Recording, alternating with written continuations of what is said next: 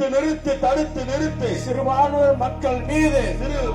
மக்கள் மீது தாக்குதலை தடுத்து நிறுத்து. தடை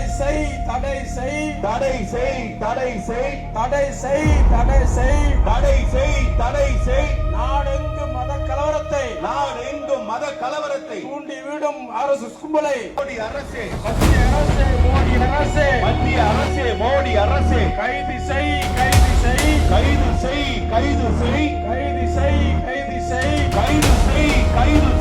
கிறிஸ்துவ மக்கள் மீது முஸ்லிம் மக்கள் மீது தாக்குதல் நடத்திய RSS கும்பலை பிஜேபி கும்பலை கைது. கிறிஸ்தவர்களுக்கு எதிரான வெறுப்பு அரசியலையும் ஆழமாக விதைத்து வருகிறார்கள். அவ்வப்போது அவர்களை குறிவைத்து தாக்குகிறார்கள், தேவாலயங்களை சூறையாடுகிறார்கள், பைபிளை கொளுத்துகிறார்கள். நிறுவனமயப்பட்ட கிறிஸ்தவர்கள், ரோமன் கத்தோலிக், தென்னிந்திய திருச்சபை, ECI, TELC இப்படி ஓரளவுக்கு நிறுவனமயப்பட்ட அந்த கிறிஸ்தவ தேவாலயங்களில் வழிபாடு செய்யக்கூடிய மக்களை விட இண்டிபெண்டன்ட் சர்ச்சஸ், பெந்தகோஸ்தே அமைப்புகளை சார்ந்தவர்கள், தனித்து இயங்கக்கூடிய தேவாலயங்களை நடத்தக்கூடிய, ஜெபங்களை நடத்தக்கூடிய, ஊழியங்களை செய்யக்கூடிய போதகர்கள், அந்த பிரிவுகளை பின்பற்றக்கூடியவர்கள் நீண்ட காலமாக குறிவைத்து தாக்கப்பட்டு வருகிறார்கள். இப்போது நிறுவனமயப்பட்டிருக்கிற, வலுவாக நாடு முழுவதும் இயங்கிக் கொண்டிருக்கிற RC, ரோமன் கத்தோலிக், CSI போன்ற தேவாலயங்களையும், அந்த தேவாலயங்களில் வழிபாடு செய்யக்கூடிய கிறிஸ்தவ பெருங்குடி மக்களையும் தாக்குகிற அளவுக்கு அவர்களுடைய வெறுப்பு அரசியல் வலுப்பெற்றிருக்கிறது.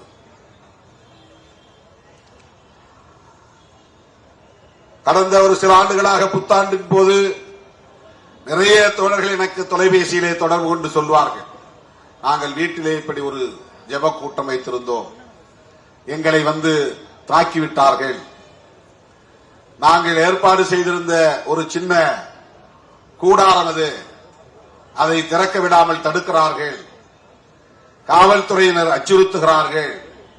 இப்படித்தான் தமிழ்நாட்டில் அங்கொன்றும் இங்கொன்றுமாக மேற்கு மாவட்டங்களில், மதுரை மாவட்டங்களில்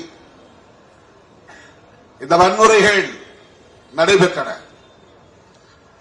கடந்த ஆண்டு, அதற்கு முந்தைய ஆண்டு என்று கருதுகிறேன், பைபிளை கொளுத்திய காட்சியே சமூக வலைதளத்தில் வந்தது. இதுவெல்லாம் ஏதோ அங்கிருக்கக்கூடிய மதவெறி அமைப்புகளை சார்ந்தவர்கள் உணர்ச்சி வயப்பட்டு திடீரென்று தாக்குதல் நடத்துகிறார்கள் என்று நாம் எண்ணிவிடக் கூடாது.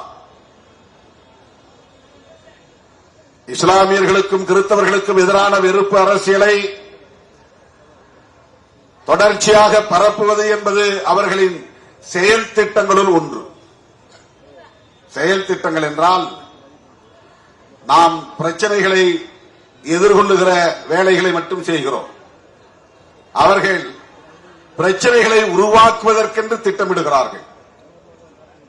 அதுதான் அவர்களுக்கு உள்ள முக்கியமான சிறப்பு கூறு. அதாவது, நாம் பிரச்சனையின் பின்னால் ஓடுகிறோம், அவர்கள் புதிதாக பிரச்சனைகளை உருவாக்குகிறார்கள். அடிப்படை உரிமைகளுக்காக நாம் போராடுகிறோம், ஜனநாயக உரிமைகளுக்காக நாம் போராடுகிறோம், சாதிய வன்கொடுமைகளில் இருந்து எங்களுக்கு பாதுகாப்பு வேண்டும் என்று போராடுகிறோம், பெண்களுக்கு எதிரான ஒடுக்குமுறைகளில் இருந்து எங்களுக்கு பாதுகாப்பு வேண்டும் என்று போராடுகிறோம். இப்படி வன்கொடுமைகளை எதிர்த்து போராடுவது நம்முடைய செயல் திட்டங்களாக இருக்கின்றன. அதை நாம் முன்கூட்டியே வரையறுப்பதில்லை. ஆனால் அவர்கள் என்றால் யார்? பிஜேபி, RSS, விஸ்வ இந்து பரிஷத், பஜ்ரங் தள், அனுமன் சேனா, ABVP மாணவர் அமைப்பு, இப்படி 30க்கும் மேற்பட்ட அமைப்புகள் இந்தியா முழுவதும் வெவ்வேறு அடையாளங்களோடு இயங்கிக் கொண்டிருக்கின்றன.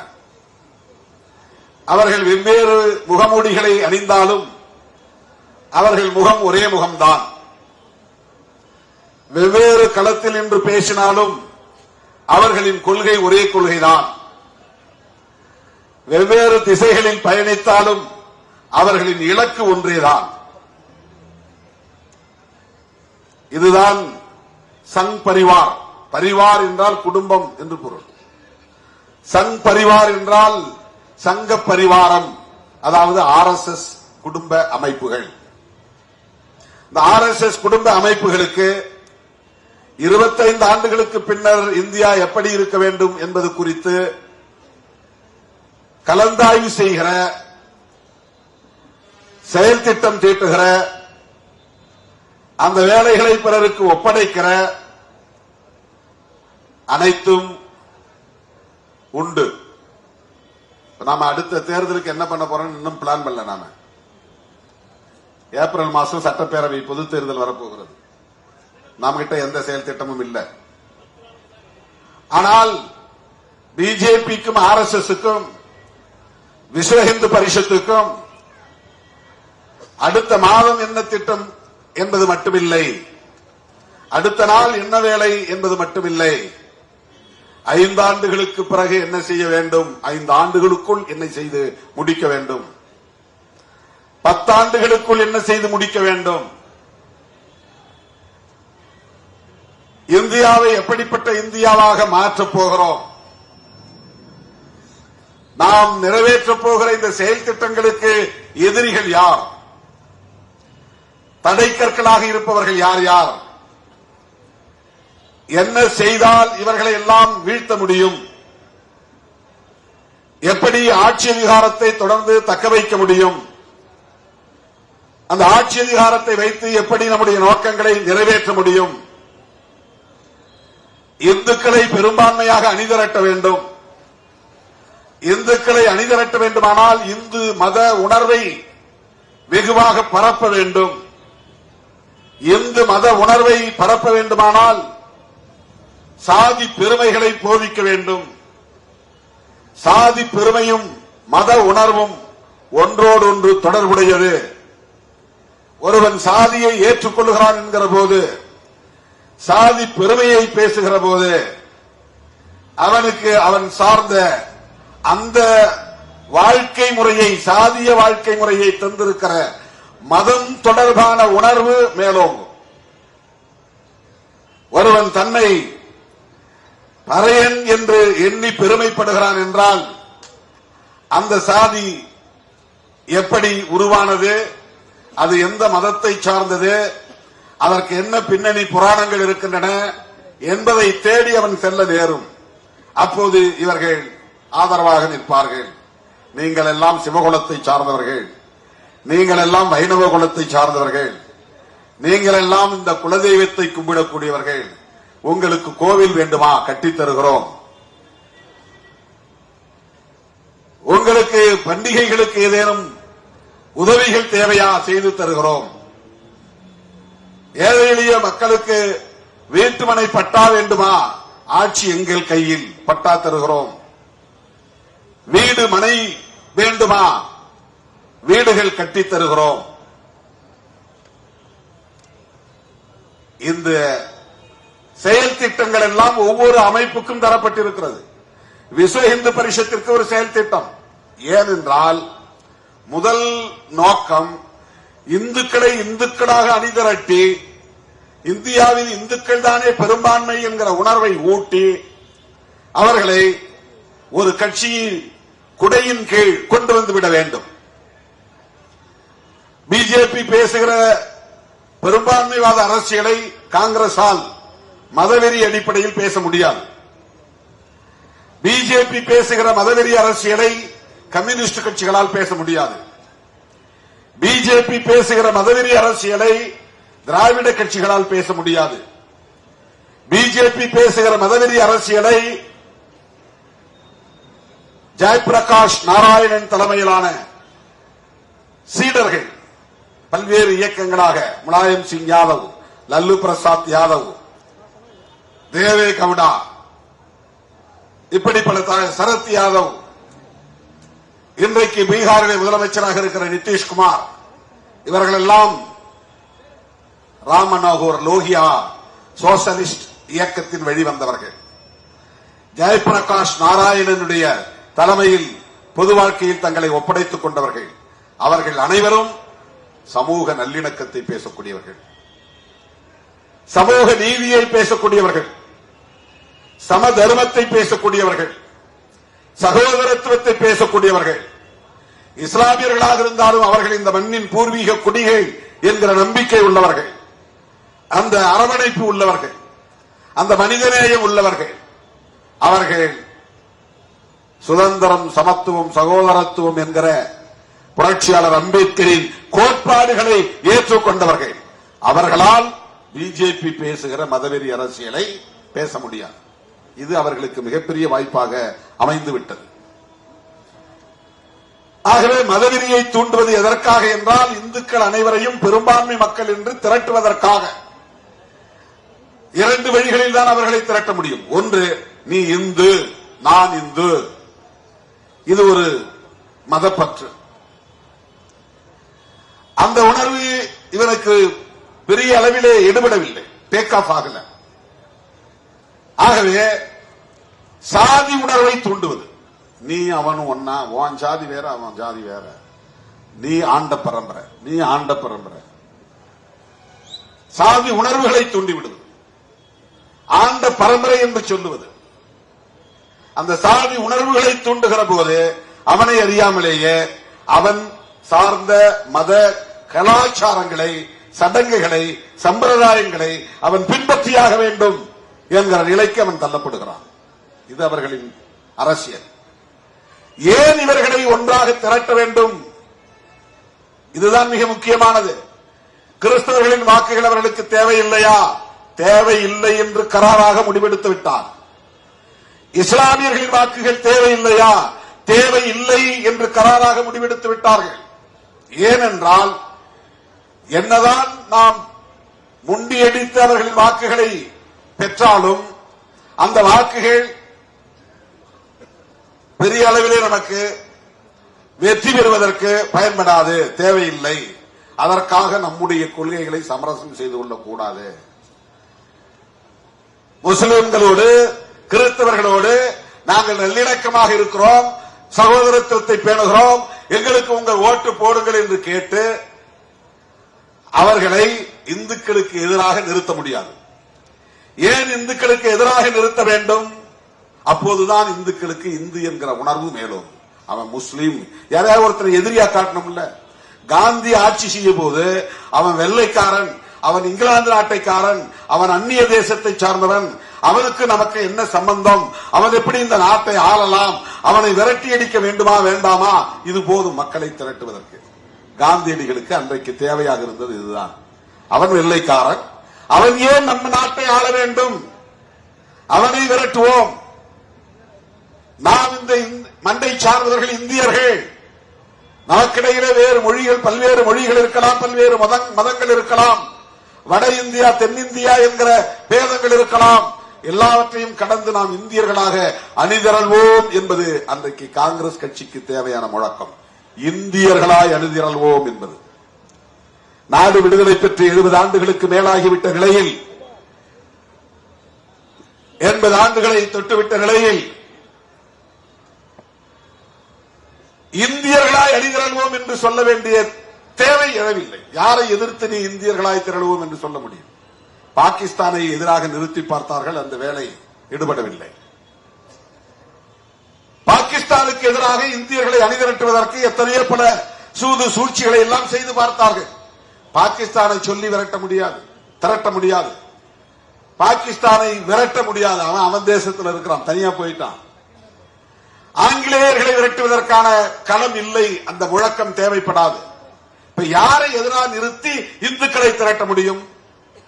இங்கே இருக்கிற இந்தியர்களாகவே இருக்கிற முஸ்லிம்களை அந்நியர்களாக்குவது, கிறிஸ்தவர்களை அந்நியர்களாக்குவது. எப்படி அவர்களை அந்நியர்களாக்குவது? அவன் பின்பற்றுகிற முஸ்லிம் மதம் அந்நிய தேசத்தில் உருவானது, இவன் பின்பற்றுகிற கிறிஸ்துவ மதம் அந்நிய தேசத்தில் உருவானது. இந்தியாவில் மதம் இல்லையா? சைவம் இல்லையா? வைணவம் இல்லையா? ஏன் பௌத்த மதம் இல்லையா? அது இந்தியாவில் தோன்றிய மதம் தானே. ஏன் சமணம் இல்லையா? அது இந்தியாவில் தோன்றிய மதம் தானே. இவன் ஏன் அந்நிய மதத்தை ஏற்கிறான்? நமக்கும் இஸ்ரேலுக்கும் என்ன சம்பந்தம்? நமக்கும் ஜெருசலேத்திற்கும் என்ன சம்பந்தம்? நமக்கும் பெத்லகேத்திற்கும் என்ன சம்பந்தம்? எங்கோ எவரோ ஏதோ ஒரு தேசத்தில் பிறந்த இயேசு பெருமானை ஏன் இவர்கள் கட்டிப்பிடித்துக் கொண்டு அழுகிறார்கள்? எங்கே தோன்றிய நபிகள் நாயகத்தை ஏன் இவர்கள் உயர்த்தி பிடிக்கிறார்கள்? இந்த மண்ணிலே அவதரித்த கிருஷ்ணனை ஏன் ஏற்றுக்கொள்ளவில்லை? மகாவிஷ்ணுவை ஏன் ஏற்றுக்கொள்ளவில்லை? மாரியம்மனை ஏன் ஏற்றுக்கொள்ளவில்லை? இவர்கள் இந்த ஊரில் இத்தனை தெய்வங்கள் இருந்தும், இத்தனை மதங்கள் இருந்தும், இத்தனை மகான்கள் இருந்தும் இவர்களெல்லாம் விட்டுவிட்டு எங்கேயோ பிறந்த ஒரு நபிகள் நாயகத்தையும் இயேசு பெருமானையும் ஏற்றுக்கொண்டு அவர்கள் மொழியை கற்று இங்கே அரபி பேசுகிறார்கள், உருது பேசுகிறார்கள். நம்ம ஊர் மொழிதானே சமஸ்கிருதம், அதை ஏன் பேசக்கூடாது? நம்ம ஊர் மொழிதானே இந்தி, அதை ஏன் பேசக்கூடாது? நம்ம ஊர்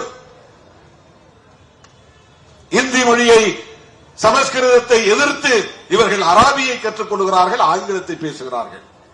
இவர்கள் அந்நிய கைக்கூலிகள், பிற நாட்டை சார்ந்தவர்கள். இவர்களால் தான் இந்தியாவில் நாம் கட்டுப்பாடாக இருக்க முடியவில்லை, கட்டுக்கோப்பாக இருக்க முடியவில்லை, பாதுகாப்பாக இருக்க முடியவில்லை. இப்படியே நாம் விட்டுவிட்டால் இங்கே இஸ்லாம் பெரிய மதமாக மாறிவிடும். ஏனென்றால் இந்துக்கள் குடும்ப கட்டுப்பாட்டை கடைபிடிக்கிறார்கள், முஸ்லிம்கள் குடும்ப கட்டுப்பாட்டை கடைபிடிக்கவில்லை.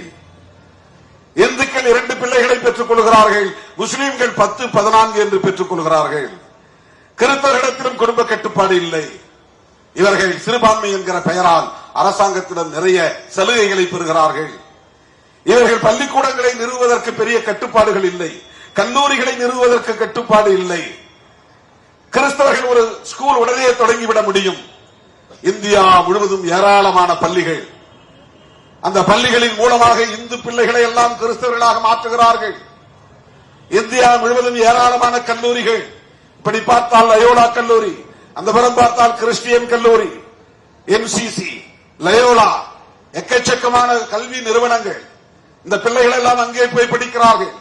அங்கே கிறிஸ்தவ கலாச்சாரம் கற்பிக்கப்படுகிறது. எனவே இந்துக்களுக்கு பிறக்கிற பிள்ளைகள் மாறிக்கொண்டே இருக்கிறார்கள். மதமாற்றம் இங்கே தொடர்ந்து நீடிக்கிறது. இஸ்லாமியர்களின் கல்வி நிறுவனங்கள், ஏராளமான பள்ளிக்கூடங்கள், ஏராளமான கல்லூரிகள், அதன் மூலம் ஏராளமான பிள்ளைகள் இஸ்லாத்தை தழுவுகிறார்கள். ஆக இந்துக்களின் பிள்ளைகள் எல்லாம் இஸ்லாம் கிறிஸ்தவம் என்று போய்கொண்டே இருக்கிறார்கள் என்றால் இதை தடுக்காமல் விட்டுவிட்டால் இந்தியாவே இஸ்லாமிய நாடாக மாறிவிடும். இதை தடுக்காமல் விட்டுவிட்டால் இந்தியாவே கிறிஸ்தவ நாடாக மாறிவிடும். எனவே மதமாற்றத்தை தடுக்க வேண்டும். இதுதான் மிக முக்கியமான வரி சொல். இந்தியாவிலே தொடர்ந்து நடைபெற்றுக் கொண்டிருக்கிற மதமாற்றத்தை தடுக்க வேண்டுமானால் இஸ்லாமியர்களுக்கு எதிராகவும் கிறிஸ்தவர்களுக்கு எதிராகவும் வெறுப்பு அரசியலை விதைத்தே தீர வேண்டும். அவர்கள் போடுகிற ஓட்டுக்காக நாம் இதை சமரசம் செய்து கொள்ள முடியாது. அவர்களின் வாக்குகளுக்காக நாம் இதை சமரசம் செய்து கொள்ள முடியாது. Well planned and well design, scientifically அறிவியல் பூர்வமாக இதையெல்லாம் ஆய்வு செய்கிறார்கள்.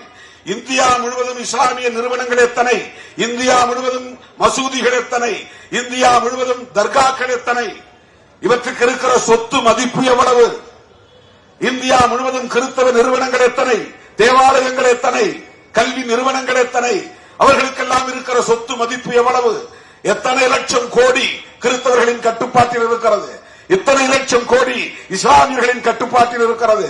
எவ்வளவு ஏக்கர் நிலங்கள் இவர்களின் கட்டுப்பாட்டிலே இருக்கிறது. இந்த நிலங்களை எல்லாம் நாம் கைப்பற்ற வேண்டாமா? இது இந்திய தேசம் இல்லையா?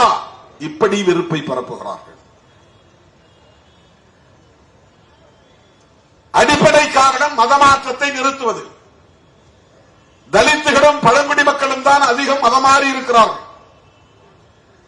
சாதி இந்துக்கள் அங்கொன்றும் இங்கொன்றுமாக எப்போதோ மதமாறியவர்கள். நாடார் சமூகத்தில் ஏராளமானவர்கள் கிறிஸ்தவர்களாக மாறினார்கள். அதனால் நாடார் சமூகத்தில் தான் இந்திய தமிழ்நாட்டிலே முதலில் இந்து முன்னணி என்ற ஒரு அமைப்பு உருவானது. தானிலிங்க நாடார் டார்கெட்டட். இந்த கம்யூனிட்டி ரொம்ப அதிகமா கிறிஸ்டியானிட்டிக்கு போயிட்டே இருக்கிறாங்க. அப்ப அதை தடுக்கணும். அப்ப அங்க இந்து உணர்வை வளர்க்கணும், இந்துத்துவ அரசியலை பரப்பணும், அவர்களுக்கு தேவையான கோவில்களை கட்டித்தர வேண்டும், வாழிட வசதிகளை ஏற்படுத்தி தர வேண்டும். இதுதான் அவர்களின் அரசியல். இது ஏனோதானோ என்று திடீரென்று ஏற்பட்டதல்ல. இது 100 ஆண்டு கால செயல் திட்டம். காந்தி இருந்த காலத்திலேயே, புரட்சியாளர் அம்பேத்கர் இருந்த காலத்திலேயே, 1925 உருவான அமைப்பு தான் RSS. நாக்பூரிலே தான் அது உருவானது. ராஷ்டிரிய ஸ்வயசேவக் சங். அதை உருவாக்கியவர்கள் அத்தனை பேரும், அதில் உறுப்பினர்களாக இருந்த அத்தனை பேரும் சித்பவன் என்கிற பார்ப்பனர்கள். பார்ப்பனர்களால் உருவாக்கப்பட்ட பார்ப்பனர்களின் சங்கம் தான் RSS என்பது. அப்போதே அவர்கள் வைத்த மிக முக்கியமான செயல் திட்டம், இந்த தேசம் நாடு விடுதலை அடைவதற்கு முன்பு 1947 தான் நாடு விடுதலை அடைகிறது.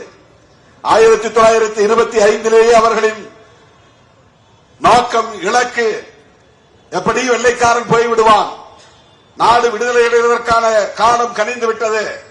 அப்படி விடுதலை பெறப்போகிற தேசம் இந்துக்களின் தேசம் என்று பிரகடனப்படுத்தப்பட வேண்டும். இதுதான் RSS வேட்கை. இதுதான் RSS அவர்கள், அந்த இயக்கத்தினுடைய தலைவர்களின் நோக்கம். இப்ப இந்துக்களின் தேசமாக இந்துஸ்தான், பாகிஸ்தான், ஸ்தான்னா இடம், தலம், நிலம், தேசத்தின் பெயர். இப்ப இதை இந்துஸ்தான் என்று அறிவிக்க வேண்டும். லாஜிக் படி கரெக்ட் தான். அவன் மதத்தின் அடிப்படையில் நாட்டுக்கு பெயர் வைக்கிறான். ஏன் எங்க நாட்டுக்கு, இந்துக்கள் அதிகமாக இருக்கிற இந்த நாட்டுக்கு இந்து ராஷ்டிரம் என்றோ இந்துஸ்தான் என்றோ பெயர் வைக்க கூடாது என்பது அவருடைய கேள்வி. ஆனால் வைக்க முடியவில்லை. அதற்கு ஒரே ஒரு காரணம் தான், ஒரே ஒருவர் தான் காரணம். அவர்தான் புரட்சியாளர் அம்பேத்கர் அவர்கள். அதுதான் மிகப்பெரிய கெடு வாய்ப்பாக அவர்களுக்கு அமைந்துவிட்டது.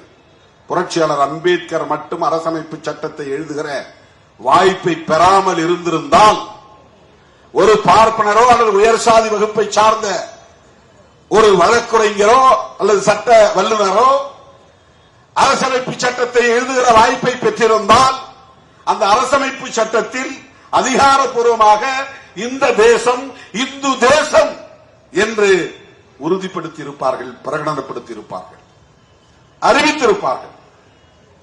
அப்படி அறிவிக்க விடாமல் அதை தன்னுடைய அறிவாற்றலால், தலைமைத்துவ பேராளுமையால் அதை தடுத்தவர், முறியடித்தவர் புரட்சியாளர் அம்பேத்கர் அவர்கள். ஜெய் பீம். புரட்சியாளர் அம்பேத்கர் என்கிற அந்த மாமனிதர் எவ்வளவு பெரிய பேராண்மை மிக்கவர், பேராளுமை மிக்கவர் என்பதற்கு இதை விட வேறு சான்று தேவையில்லை. அவர் காலத்தில், சமகாலத்தில் எவ்வளவோ ஆளுமை மிக்க தலைவர்கள் பலர் இருந்தார்கள். சர்தார் பட்டேல் கூட அந்த கருத்து கொண்டவர் தான். அதனால்தான் அவருக்கு உலகில் உயர்ந்த சிலையை நிறுவியிருக்கிறார்கள். அவர் காங்கிரஸ்காரர் தான். காங்கிரஸ் கட்சியிலேயே அந்த சிந்தனை உள்ளவர்கள் இன்றைக்கும் பல பேர் இருக்கிறார்கள், ஏராளம் இருக்கிறார்கள். அன்றைக்கு நிறைய இருந்தார்கள். கோபாலகிருஷ்ண கோகலே, பால கங்காதர திலகர், சர்தார் பட்டேல், இவர்களெல்லாம் தேசிய அளவில் புகழ்பெற்ற தலைவர்கள்.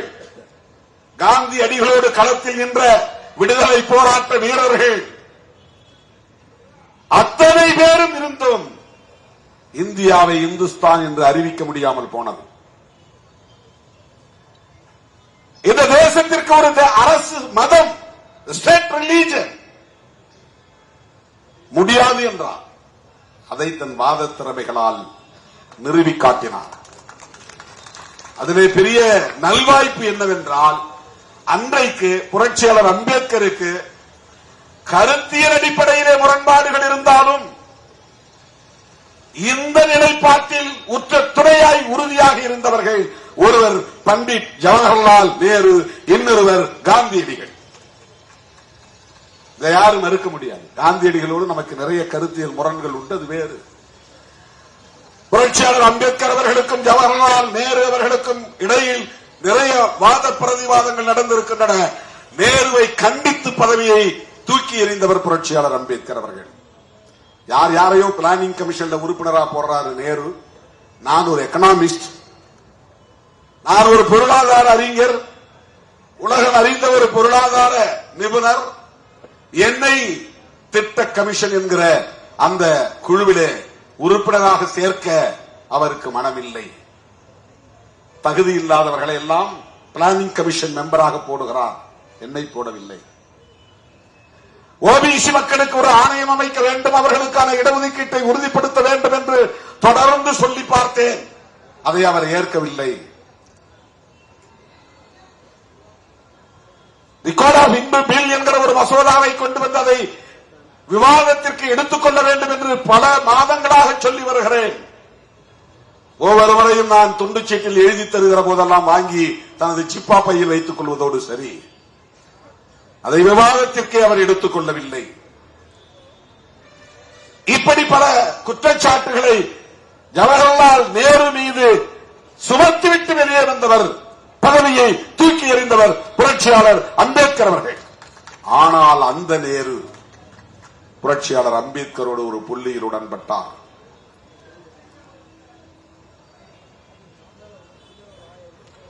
அக்குளிலே கத்தியை வைத்துக் கொண்டு இதழ்களிலே புன்னகையை வைத்துக் கொண்டு ஒருவர் உறவாடினால் அவர் ஒரு மகாத்மா என்று அழைக்க பெற்றால் காந்தியும் அப்படிப்பட்டவர்தான் என்று சொன்னவர் புரட்சியாளர் அம்பேத்கர். அவர் இதழ்களில் புன்னகையை காட்டுவார், அக்குளில் கத்தியை மறைத்து வைத்திருப்பார் என்கிற அளவுக்கு காந்தியை கடுமையாக விமர்சித்தவர் புரட்சியாளர் அம்பேத்கர். ஒரு கட்டத்திலே இன்னும் கூடுதலாக போய் காந்தியின் குடில் மீது நாட்டு வெடிகுண்டை வீசவும் நான் தயாராக இருக்கிறேன் என்று சொன்னவர் புரட்சியாளர் அம்பேத்கர். காந்தியடிகளுக்கும் புரட்சியாளர் அம்பேத்கர் அவர்களுக்கும் அந்த அளவுக்கு ஐடியாலஜிக்கல் கான்ஃபிளிக்ட், கான்ட்ராடிக்ஷன், கருத்தியல் அடிப்படையிலான முரண்கள் கூர்மை பெற்றிருந்த காலம் அது. அப்படிப்பட்ட முரண்பாடு இருந்த நிலையிலும் புரட்சியாளர் அம்பேத்கர் அவர்களோடு காந்தியடிகள் ஒரு புள்ளியில் உடன்பட்டார் என்றால் செக்யூலரிசம் என்பதுதான், மதச்சார்பின்மை என்பதுதான். இந்த அரசுக்கு அரச மதம் இல்லை, வேண்டாம், கூடாது, ஏற்க முடியாது. புரட்சியாளர் அம்பேத்கர் சாதாரணமான ஒரு ஆளுமை அல்ல தோழர்களே, மிகப்பெரிய புரட்சியாளர். அரசமைப்பு சட்டத்தின் மூலம் இது மதசார்பற்ற அரசு, இந்த அரசுக்கு மதம் இல்லை, இதை உறுதிப்படுத்தி அதை அரங்கேற்றி அதை நடைமுறைக்கு கொண்டு வந்த ஒரு சூழலில் தான் அவர்கள் எதிர்பார்த்தபடி இந்த தேசத்திற்கு இந்து தேசம் என்று பெயர் சூட்ட முடியவில்லை. பிஜேபிக்கு வேற யாருமே எதிரி கிடையாது, கம்யூனிஸ்ட் கட்சியோ காங்கிரஸோ, இதெல்லாம் அவங்களுக்கு பெரிய விஷயமே கிடையாது. அவனுக்கு பெரிய எதிரியே புரட்சியாளர் அம்பேத்கர் அவர்கள் தான். முதல் எதிரியே புரட்சியாளர் அம்பேத்கர் அவர்கள் தான். அவர் எழுதிய அரசமைப்பு சட்டம் தான். அதனால் இந்து ராஷ்டிரம் என்று அறிவிக்க முடியவில்லை. எனவே இந்துக்களை திரட்டி ஆட்சிக்கு வந்து ஆட்சியை தக்க வைத்துக் கொண்டு பெரும்பான்மை பலத்தோடு இந்த சட்டத்தை தூக்கி எறிகிறோம், புதிய அரசமைப்பு சட்டத்தை கொண்டு வருகிறோம் என்று சொல்லுவதற்கான காலத்தை நோக்கி அவர்கள் காத்திருக்கிறார்கள். இதுதான் RSS, விஸ்வ இந்து பரிஷத் உள்ளிட்ட சங் பரிவார் அமைப்புகளின் இறுதி இலக்கு.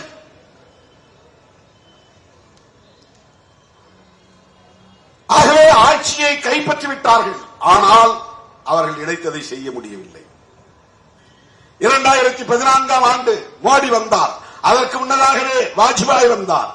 வாஜ்பாய் ஆட்சிக்கு வந்தபோது திமுக ஆதரவு தெரிவித்தது. ஆனால் திமுக அப்போது வாஜ்பாயிடம் என்ன கண்டிஷன் போட்டது என்று சொன்னால், நீங்கள் சிவில் கோடு பற்றி பேசக்கூடாது, காமன் சிவில் கோடு, பாபர் மசூதி பற்றி பேசக்கூடாது, ஜம்மு காஷ்மீர் விவகாரத்தை பற்றி பேசக்கூடாது, ஆர்டிகிள் 370 நாங்க ரிப்பீல் பண்ணுவோம் அப்படிலாம் பேசக்கூடாது. இந்த மூணுக்கும் ஒத்துக்கிட்டா அவங்களோட நாங்க கூட்டணி, அதுக்கு ஒத்துக்கிட்டு டிஎம்கே அலையன்ஸ் போட்டு அது அந்த அடிப்படையில் அவங்களின் ஆதரவோடு ஆட்சிக்கு வந்த காலம் அந்த காலம்.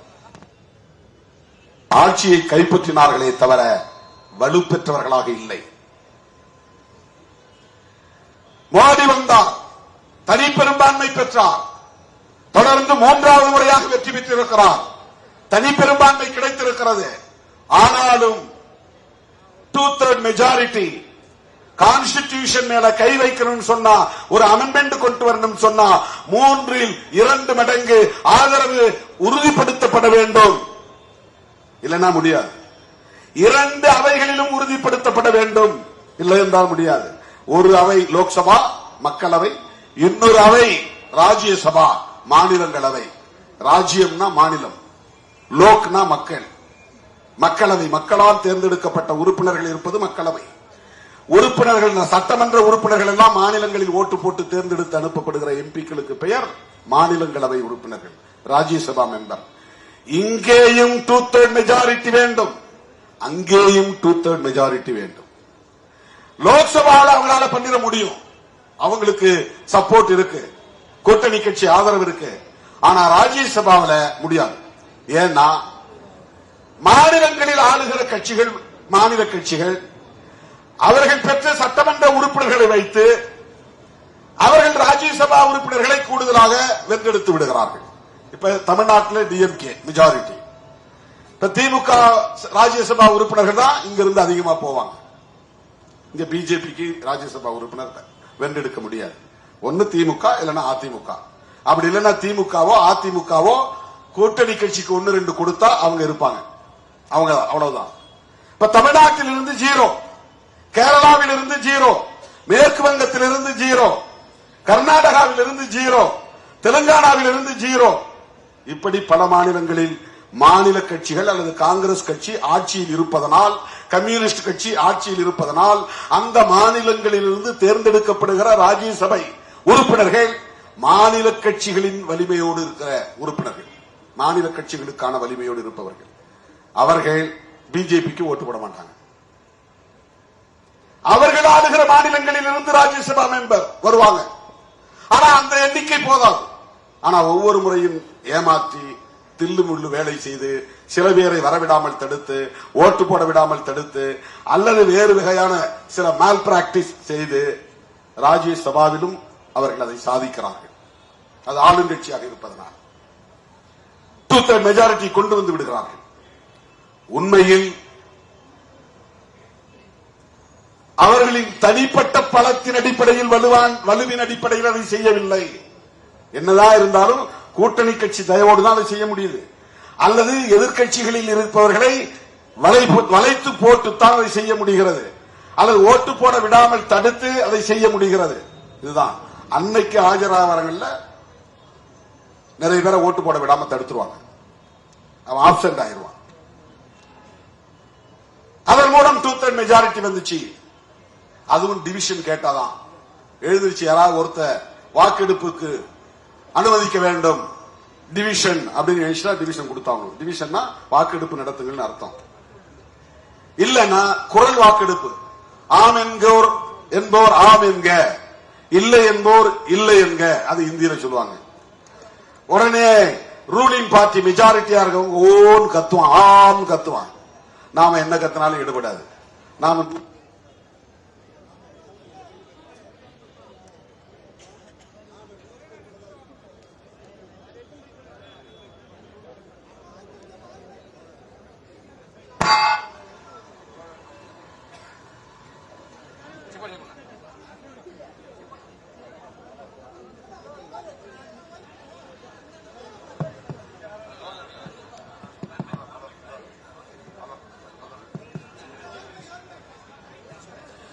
அப்ப 2/3 மெஜாரிட்டி இல்லாமல், இரண்டு அவைகளிலும் 2/3 மெஜாரிட்டி இல்லாமல் அவர்களால் அரசமைப்பு சட்டத்தில் பெரிய அளவில் கை வைக்க முடியாது, அதை தூக்கி எறிய முடியாது.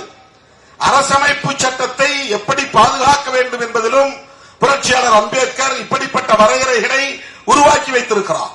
அது மட்டுமில்லாமல் உச்சநீதிமன்றமும் தீர்ப்பளித்து விட்டது. ஃபுல் பெஞ்ச்ல என்னன்னா, பேசிக் ஃபேக்டர் ஆஃப் தி கான்ஸ்டிடியூஷன், அடிப்படை கூறுகள். நீ எத்தனை முறை வேணாலும் அமெண்ட் பண்ணிக்கோ, கான்ஸ்டிடியூஷன் அமெண்ட் பண்ற அதிகாரம் லோக்சபாவுக்கு உண்டு, ராஜ்யசபாவுக்கு உண்டு. ஆனா அது சொல்லக்கூடிய அடிப்படை கூறுகள், அடிப்படை கூறுகள் என்ன? பிரியாம்பிள் இருக்கிற கோட்பாடுகள் அது பாதிக்கப்படக்கூடாது, அடிப்படை உரிமைகள் பாதிக்கப்படக்கூடாது,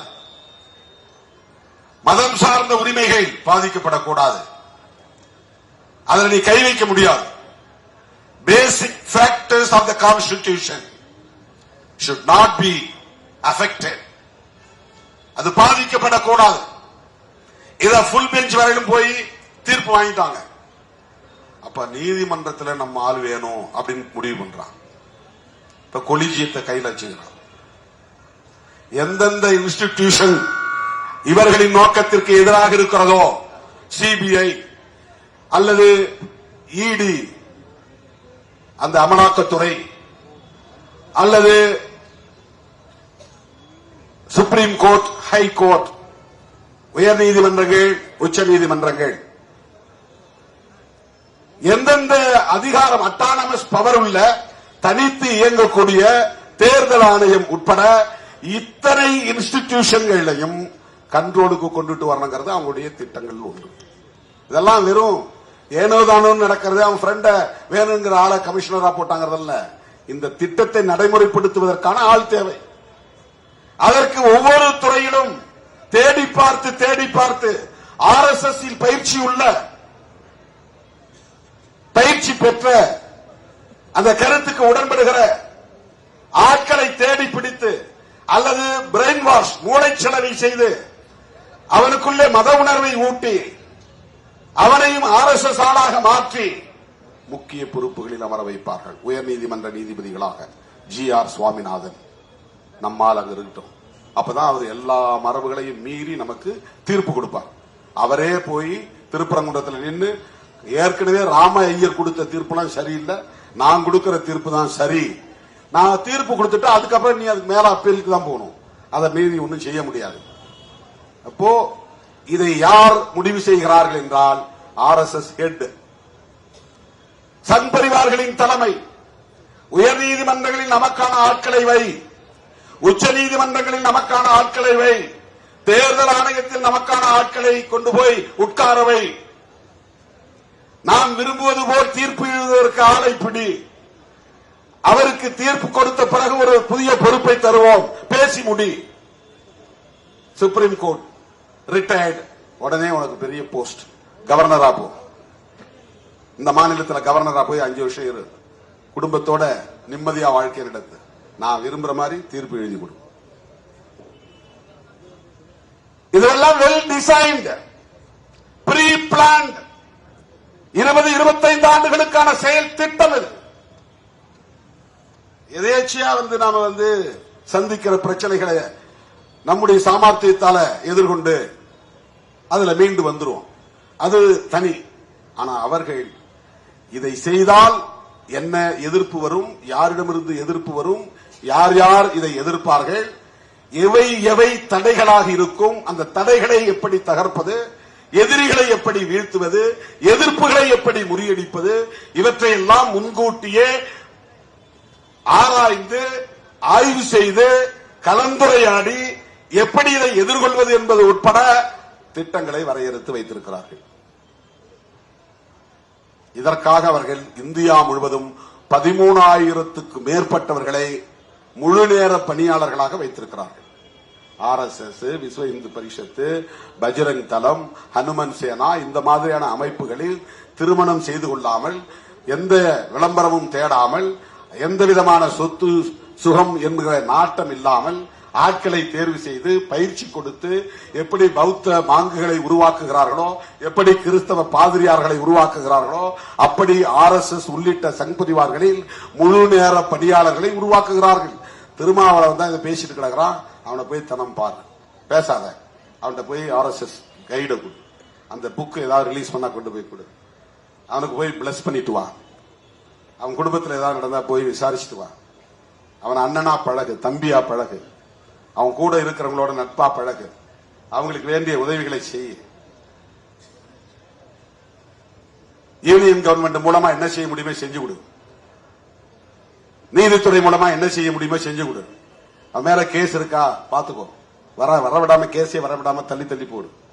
வந்தா அவனுக்கு சாதகமா ஒரு தீர்ப்பு கொடு.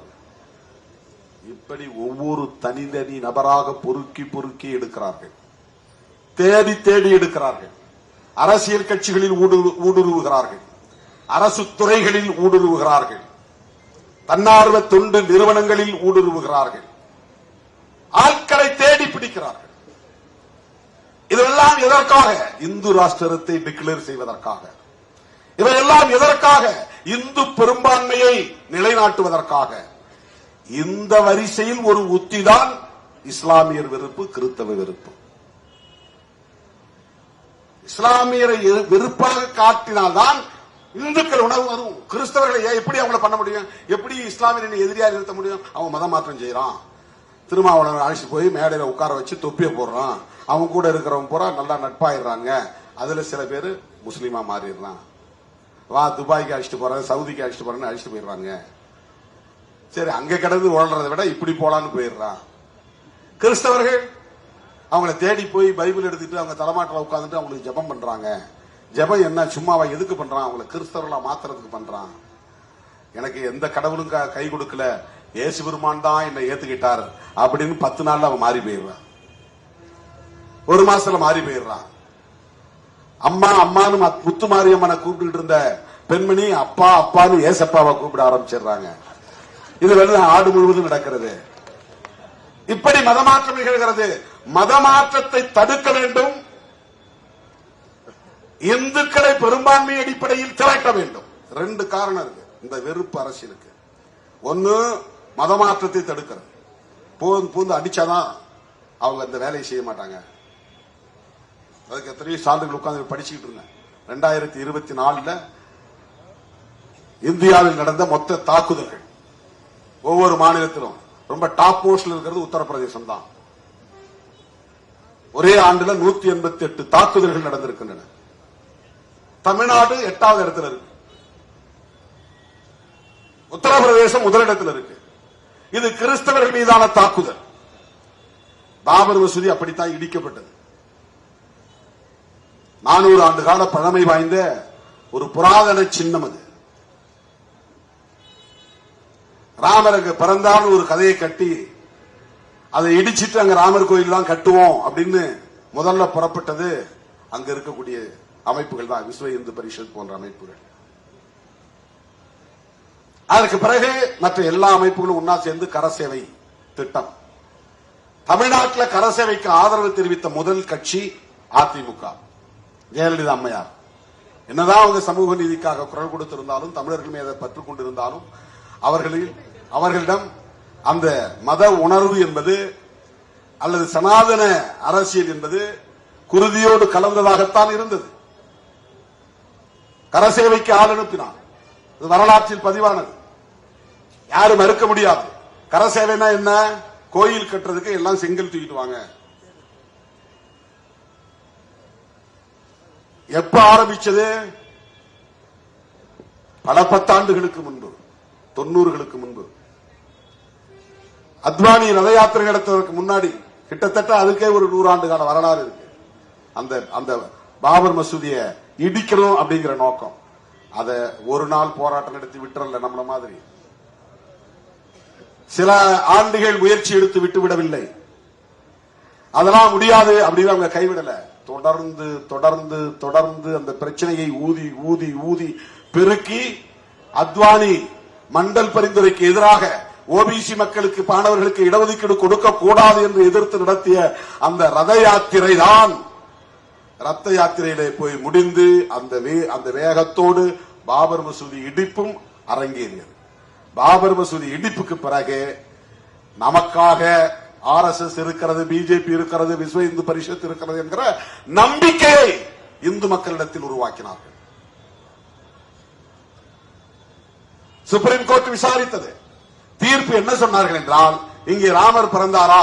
இல்லை, ஒத்துக்கிறாங்க. இங்க ராமர் கோவில் இருந்ததா? இல்லை, ஒத்துக்கொள்கிறார்கள். இந்த இடம் இந்துக்களுக்கு சொந்தமானதா? இல்லை, ஒத்துக்கொள்கிறார்கள். அப்புறம் எப்படி தீர்ப்பு? ராமருக்கு கோயில் கட்டணும், முஸ்லிம் வெளியே போ. இதுதான் தீர்ப்பு.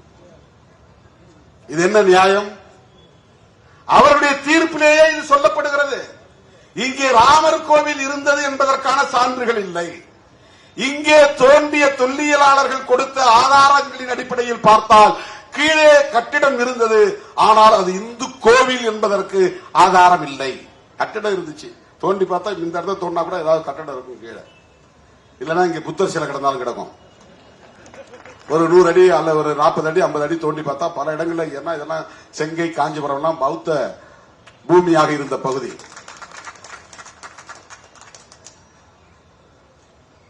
புத்தர் இறந்து 2000 ஆண்டுகள் ஆகியும் புத்தருக்கு எதிரான வெறுப்பு அரசியல் இன்னும் இங்கே நிலைத்திருக்கிறது. புத்தருக்கு எதிரான வெறுப்பு அரசியல் இங்கே நடந்தது. அந்த வெறுப்பு இன்றும் இருக்கிறது. அது மாதிரியான ஒரு வெறுப்பு அரசியல் தான் இஸ்லாமியர்களுக்கு எதிராக திட்டமிட்டு வளர்த்தெடுக்கப்பட்டது. அதன் விளைவுதான் பாபர் மசூதி இடிக்கப்பட்டது. உச்சநீதிமன்றத்தின் தீர்ப்பின்படி கையில் அதிகாரம் இருக்கு, ஆள் இருக்கிறாங்க, வேண்டியவர்கள் நீதிபதியா இருக்கிறாங்க. அவங்கள்ட்ட சொன்னா கூட அவன் எழுத தெரியாது, நாமளே எழுதி கொடுப்போம், அவங்க கையெழுத்து போடுவோம் என்கிற அளவுக்கு அவர்களுக்கு இடையில ஒரு நெக்சஸ், ஒரு உறவு. இதெல்லாம் எதற்காக? தோழர்களே, இஸ்லாமிய வெறுப்பு என்பதும் கிறிஸ்தவ வெறுப்பு என்பதும் இந்துக்களை அணிதிரட்டுவதற்காகவும் மதமாற்றத்தை தடுப்பதற்காகவும் தான் இங்கே நடக்கிறது. 3 விஷயம் உங்களுக்கு முக்கியமான ஸ்ட்ராட்டஜி. ஒன்று, மதமாற்றம், அது தடுக்கப்பட வேண்டும். இரண்டாவது, லவ் ஜிஹாத், நாடக காதல், அதை தான் இங்க தமிழ்நாட்டில் காப்பி அடிச்சாங்க. இது பிஜேபியுடைய சோசியல் இன்ஜினியரிங். மூணாவது, ஹோலி கவ், அதாவது பசு புனிதம், பசுமாடு புனிதமானது, நாங்கள் வழிபாடு செய்யக்கூடிய தெய்வம் அது. அந்த பசுமாட்டை அவன் தெய்வமாக மதிக்க மறுக்கிறான். யாரு? முஸ்லிம்கள். மாடு வியாபாரத்தில் பெரும்பான்மையாக முஸ்லிம்கள் இருக்கிறார்கள். பசுமாட்டை பிடிச்சிட்டு போய் கறி அறுத்து அதை வியாபாரம் செய்யறான்.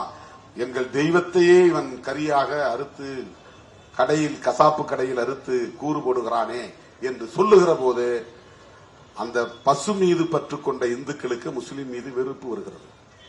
எங்கள் இந்து பெண்களை காதலிப்பது போல் நடித்து முஸ்லிம் இளைஞர்களுக்கு கட்டி வைக்கிறார்கள்.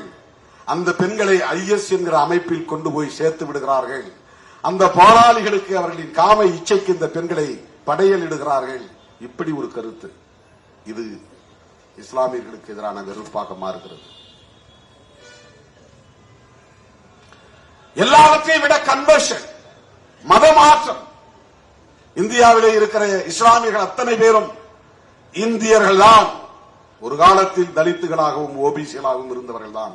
ரொம்ப கம்மி ஓபிசியா இருந்தவங்க, ஷெட்யூல் காஸ்டா இருந்து மாறினவங்க தான் அதிகம். பழங்குடிகளாக இருந்து மாறியவர்கள் தான் அதிக கிறிஸ்டியன்ஸ். கடலோரத்தில் இருக்கிற மீனவர்கள், கடலோரத்தில் இருக்கிற நாடார்கள், மலைவாழ் பகுதியில் இருக்கக்கூடிய பழங்குடி மக்கள், இவங்கெல்லாம் கிறிஸ்டியானிட்டி போயிட்டாங்க.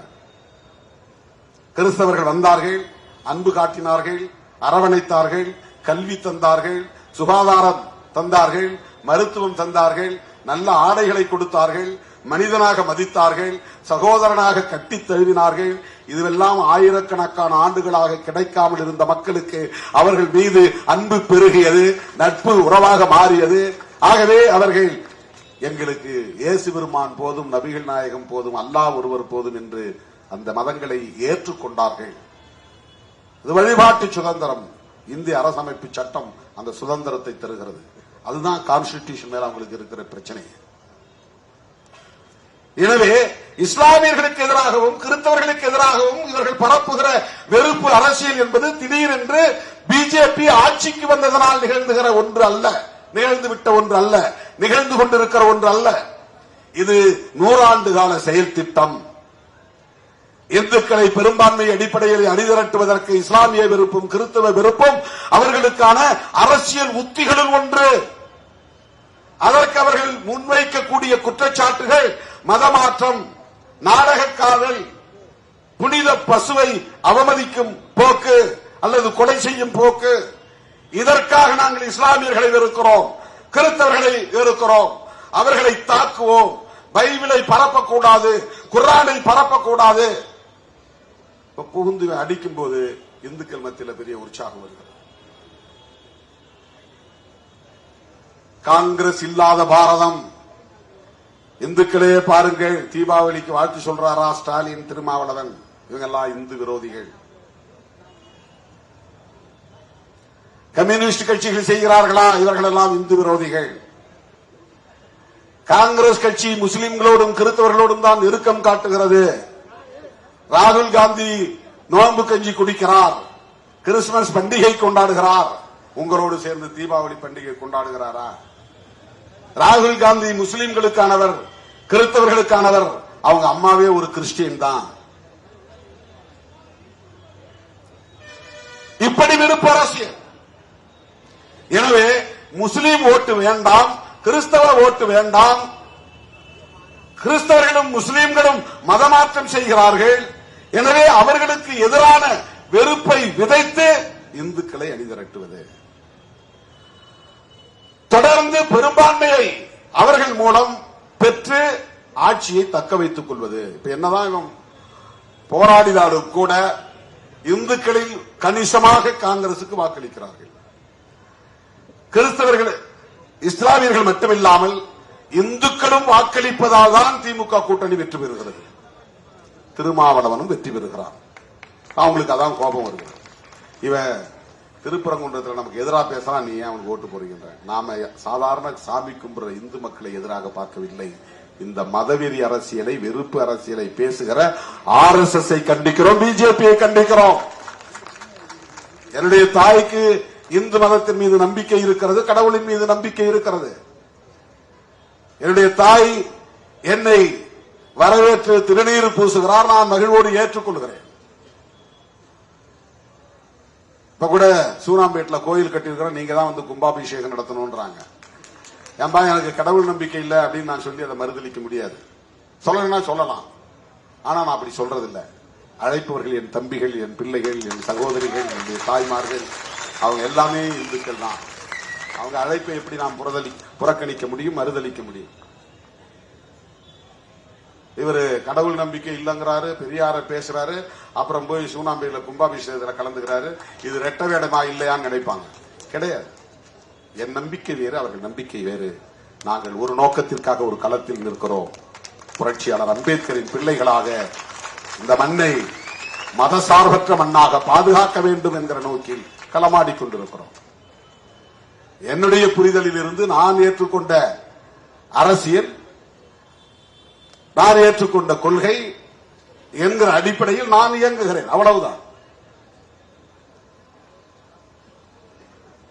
ஆகவே இந்த வெறுப்பு அரசியல் தான் தொடர்களே கிறிஸ்துமஸ் பண்டிகையின் போது அதிகரித்திருக்கிறது. இந்த ஒரு சம்பவத்தை கண்டிக்கிறதோட நாம நின்றுட்டா இது முடிஞ்சு போகாது.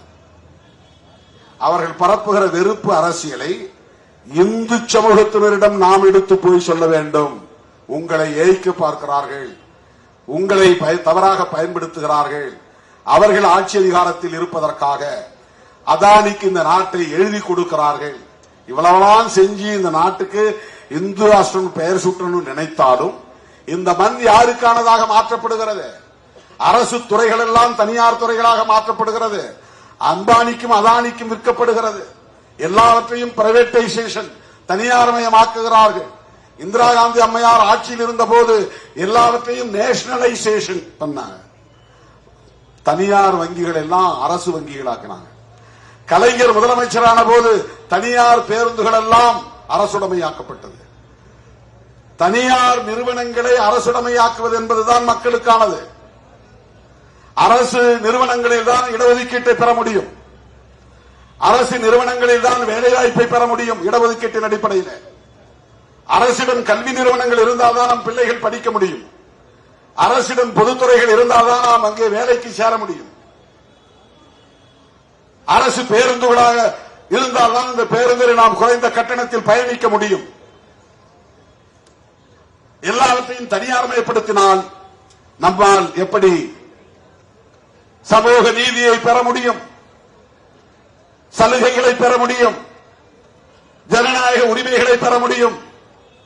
ஆனால் RSS காரர்கள், மோடி, அமித்ஷா போன்றவர்கள் இந்த தேசத்தை அதானிக்கும் அம்பானிக்கும் தாரை வார்த்துக் கொண்டே இருக்கிறார்கள்.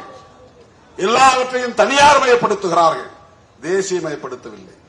தேசியவாதம் பேசுகிறார்கள், ஆனால் தேசியமயப்படுத்துவதில்லை. இது பெரிய முரண்பாடு, கொள்கை அடிப்படையில் மிகப்பெரிய ஆபத்தான நிலைப்பாடு.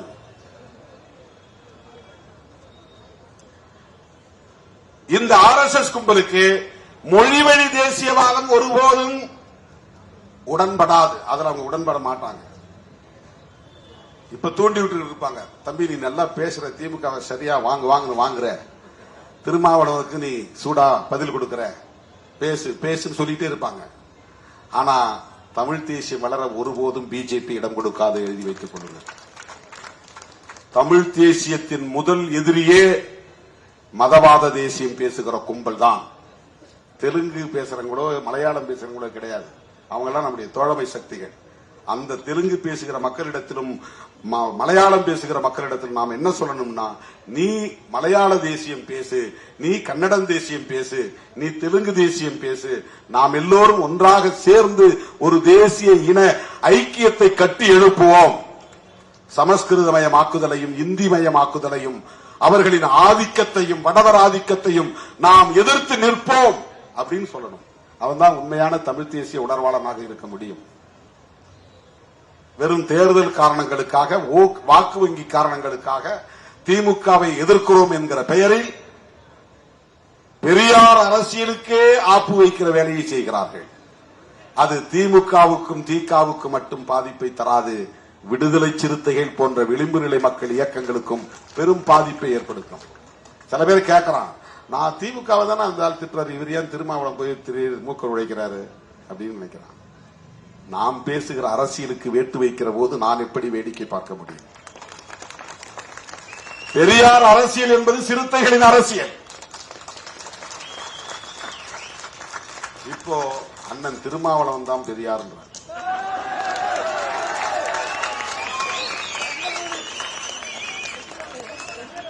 இது டிப்ளமசி, இதுக்கு பேர் தான் டிப்ளமசி. இப்படி பேசுன்னு சொல்லியிருப்பாங்க. அப்ப என்ன சொல்ல போறாரு திருமாவளவன்? அவர் கூட இருக்கவங்க எல்லாம் அப்படி ஆஃப் ஆகிடுவாங்க.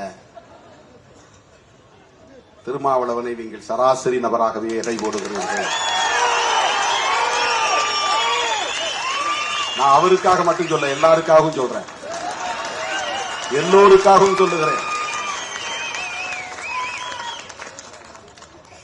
நான் வழக்கமான சராசரியான நடைமுறைகளை பின்பற்றுகிற, ஆசைப்படுகிற ஒரு நபர் இல்லை. அதை உங்களுக்கு நான் சொல்லணும், யாருக்கு சொல்லணும் இல்லையா, உங்களுக்கு நான் சொல்லணும். நீங்க என்னை பின்பற்றக்கூடியவர்கள், என் தலைமையை ஏற்றுக்கொண்டிருப்பவர்கள்.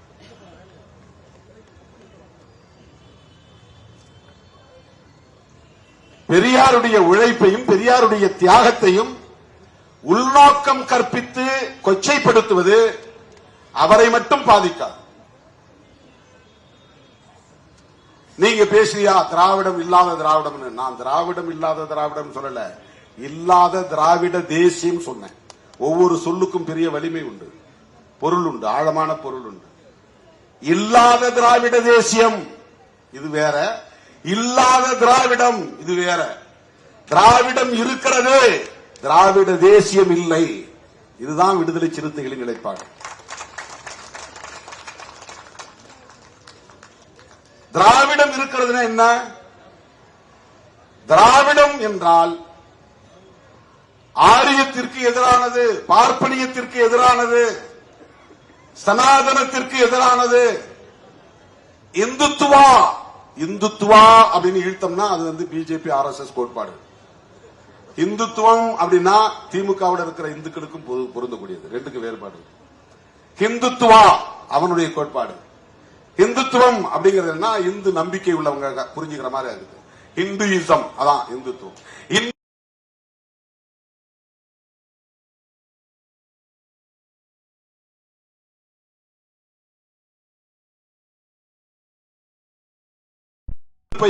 கிறிஸ்தவ வெறுப்பை விதைத்து மத கலவரத்தை தூண்டி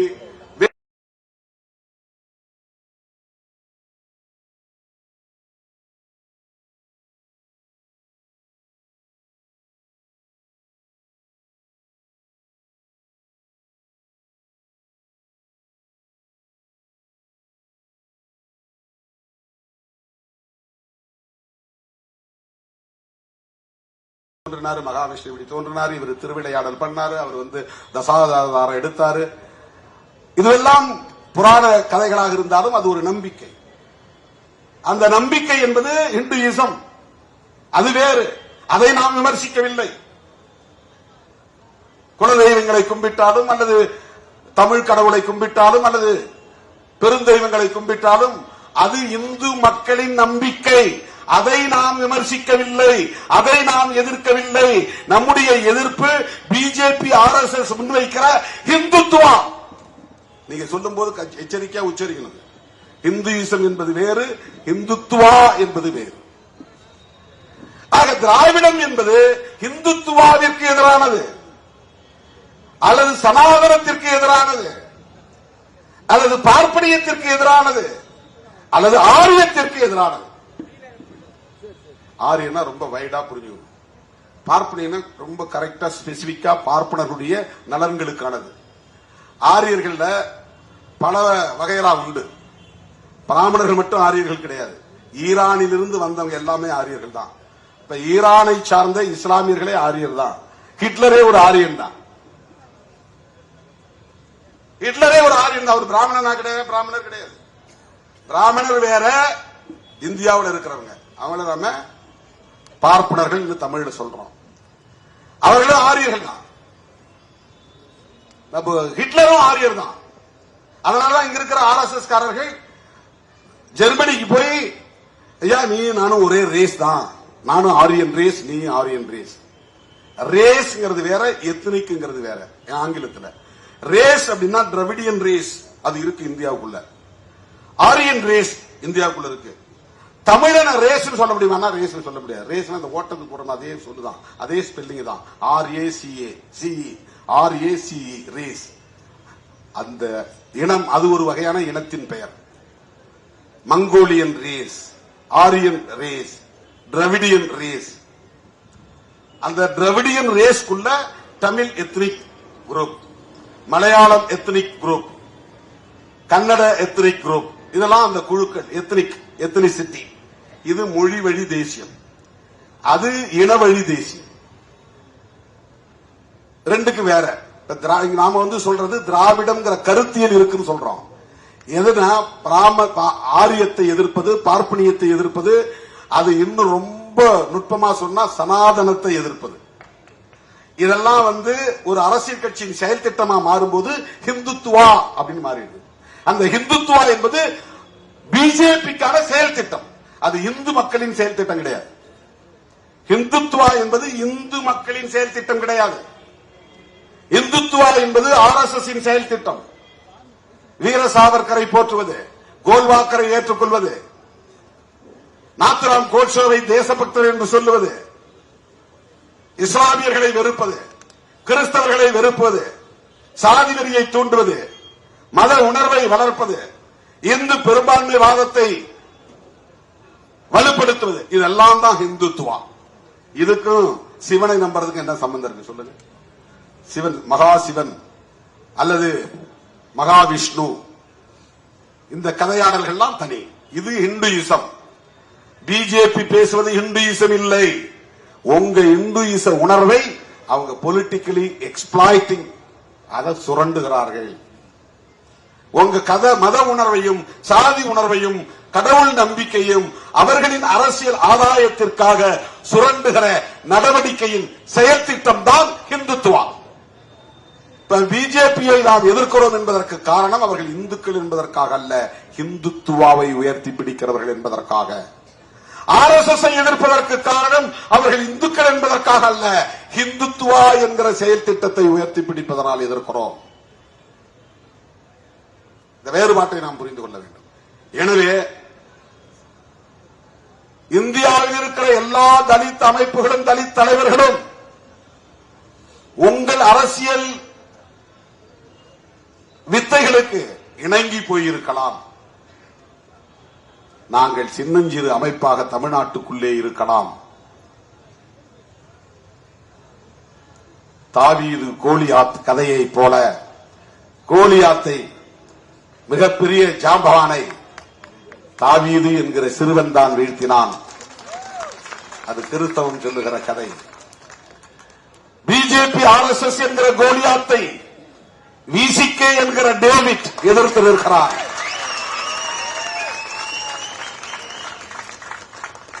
எங்களால் அவர்களை வீழ்த்த முடியுமா என்றால், கருத்தியல் வலிமை இருந்தால் எந்த பகையையும் வீழ்த்த முடியும். கருத்தியல் வலிமைதான், உடல் வலிமை தேவையில்லை. எண்ணிக்கை வலிமை கருத்தியல் வலிமையில் இருந்துதான் உருவாகும். RSS உருவான போது சில நபர்கள் தான் இருந்தார்கள். வளரும் போது சில 100 பேர் தான் இருந்தார்கள். எட்கேவார் போன்ற தலைவர்கள் உருவான போது இந்தியா முழுவதும் சில 1000 பேர் தான் இருந்தார்கள். இன்றைக்கு RSS அவர்களின் கருத்திலே அவர்கள் உறுதியாக இருந்ததால், வலிமையாக இருந்ததால் பிஜேபி என்கிற அரசியல் பிரிவை உருவாக்கி நாட்டையே கைப்பற்றி விட்டார்கள். டெல்லியிலே ஆட்சி நடத்துவது பிஜேபி அல்ல, RSS.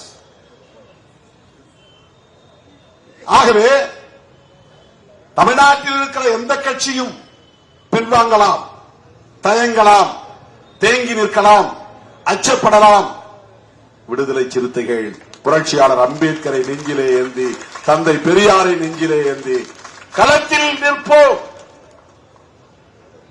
எங்களுக்கு இருக்கிற ஒரே வலிமை புரட்சியாளர் அம்பேத்கர் என்கிற பெயர் தான். எங்களுக்கு இருக்கிற ஒரே வலிமை அவருடைய கோட்பாடுதான். எந்த துணிச்சலில் பேசுகிறோம்? அம்பேத்கர் என்கிற பெயர் எங்களோடு இருக்கிறது என்கிற துணிச்சலில் பேசுகிறோம். அவருடைய கருத்துக்களை, கொள்கைகளை, கோட்பாடுகளை புரிந்து வைத்திருக்கிறோம். அதை ஒருபோதும் நாங்கள் விட்டுக் கொடுக்க மாட்டோம். அது நீர்த்து போக அனுமதிக்க மாட்டோம். அவர் வகுத்தளித்த அரசமைப்பு சட்டத்தை தூக்கி எறிவதற்கு இடம் தர மாட்டோம். இதை சாதிக்கிறதுக்கு எங்களுக்கு எங்க கொள்கையோடு ஒத்து போறக்கூடிய ஆட்களோட உறவு தேவைப்படுகிறது. அதனால் மதசார்பற்ற கூட்டணியில் விடுதலை சிறுத்தைகள் கட்சி இடம் பெற்றிருக்கிறது. நான் பிஜேபியோட இருந்தா இதெல்லாம் பேச முடியுமா? பிஜேபி கூட்டணியில் போய் இந்த மேடையில் நின்னா மோடியோடு நிற்கிறேன் அப்படிங்கிற மகிழ்ச்சி தான் இருக்கும். நான் ஒரு பிரதமர் பக்கத்தில் நின்ன அது கொஞ்ச நாள், அவரே சாசுவதம் இல்லை. நாட்டில் மக்கள் விழிப்புணர்வு பெறுகிற காலம் வரும், அவர்களையும் தூக்கி எறிகிற காலம் வரும். அது நிலையானதல்ல. ஆக தற்காலிகமாக பதவிக்காக, பரிசுக்காக, புகழுக்காக நாங்கள் ஒரு நிலைப்பாட்டை எங்களின் அடிப்படை கோட்பாடுகளில் இருந்து மாற்றி ஒருபோதும் எடுக்க மாட்டோம். இப்ப என்ன ஆகும்? உங்களால ஜெயிக்க முடியுமா? இப்ப 4 MLA நாளைக்கு ஒண்ணும் இல்லாம போனா என்ன பண்றது? இதெல்லாம் நீ போடுற கணக்கு, நான் போடுற கணக்கு இல்ல. இது நீ போடுற கணக்கு. ஏன்னா உனக்கு அந்த பார்வைதான். 4 8 ஆக்கணும், அப்படியே சொகுசா இருக்கணும். அது உன்னுடைய கணக்கு. எனக்கு அந்த பார்வையே இல்லையே. இது இல்லாத போதே போராடியவர்கள் தானே விடுதலை சிறுத்தைகள். தமிழ்நாட்டு அரசியலே தாக்கத்தை ஏற்படுத்தியவர்கள் தானே விடுதலை சிறுத்தைகள். அந்த கணக்கு எங்களுக்கு தேவையில்லையே. அதனால்தான் எல்லோரும் தேர்தல் களத்தில் நிற்கிற போது நாங்கள் போராட்ட களத்தில் நிற்கிறோம். தேர்தல் நேரத்தில் இந்த ஆல்ட்ரேஷன் எல்லாம் பண்ணாதீங்க, அது பிரச்சனையா மாறும். நான் தேர்தலை கணக்கு வச்சாதானே அது பிரச்சனையாங்கிறத பத்தி கவலைப்படுறது. நானு எங்க கட்சியை நான் முறைப்படுத்தணும், எல்லோருக்கும் நான் அதிகாரத்தை பகிர்ந்தளிக்கணும். 38 மாவட்டத்தில் 38 × 2 76 பேரை நான் மாவட்ட செயலாளர் அறிவிக்கிறதுக்கு பதிலா 234 பேர் கையில நான் அதிகாரத்தை கொடுக்கிறேன். இந்தியாவிலேயே எந்த அரசியல் கட்சியும் செய்ய துணியாததை திருமாவளவன் செய்து காட்டியிருக்கிறார். ஒரு சட்டமன்ற தொகுதிக்கு ஒரு மாவட்ட செயலாளர், தொகுதி மாவட்ட செயலாளர் பேரும் புதுசு. கிழக்கு மாவட்டம், மேற்கு மாவட்டம், தெற்கு மாவட்டம் சொல்லிட்டு இருந்த நிலை மாறி தொகுதி மாவட்ட செயலாளர். எந்த தொகுதி முன்னால போட்டுக்க. சைதாப்பேட்டை போட்டா சைதாப்பேட்டை தொகுதி மாவட்ட செயலாளர். ஒரு நியூ நாமன்கிளேச்சர், புதிய பெயர் சூட்டு முறை. 234 பேர் விண்ணப்பம் செஞ்ச 2340 பேரு. எனக்கு தெரியும் மிச்சாலு பூரா என்ன திட்டுவான், சபிப்பான், சாபம் விடுவான், மன்னவாரி தூற்றுவான். என்னையா இந்த ஆளு, என் மேல கோபிக்க முடியாதவனா கூட இருக்கிறவன சொல்லுவாங்க, இந்த ஆளால் தான் இந்த பிரச்சனை. இந்த பாவரசு இருக்கிற வரல இந்த கட்சி உருப்படாது, இந்த சேக்கு வரா இருக்கிற வரல உருப்படாது, அந்த வன்னி அரசு பண்ற வேலை தான், ரவிக்குமார் பண்ற வேலை தான், சிந்தனை செல்வன் பண்ற வேலை தான். சத்தியமா சொல்றேன், யாருமே எதுவுமே சொல்லல. இந்த ஆளுக்கு போடுங்க, அந்த ஆளுக்கு போடுங்க, அந்த ஆளுக்கு போடுங்க. சில பேர் கொடுத்துருப்பாங்க, நான் வாங்கி வாங்கி பைக்குள்ள வச்சிருப்பேன். 1-2 பேரு அதை நான் பார்க்கவே கிடையாது.